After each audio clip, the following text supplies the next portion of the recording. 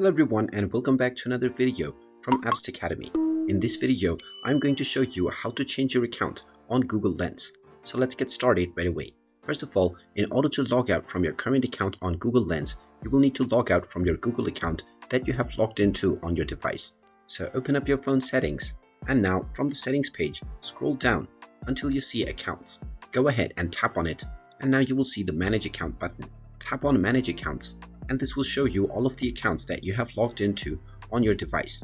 Once you find the Google account that you are logged into, go ahead and tap on it and then you can tap on the remove account option in order to delete this Google account.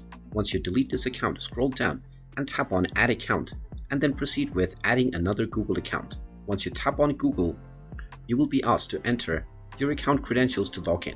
Just type in your email address and your password, and once you are logged into your new Google account, you can simply open up the Google Lens application and now the Google Lens will be running through your new Google account that you just logged in with. And there you have it. That is how easy it is to change your account on Google Lens. If you find this video helpful, make sure you hit that like button and subscribe to our channel if you haven't done so already. Also ring that notification bell to never miss another update from us. Thank you for watching and I will see you again in the next video.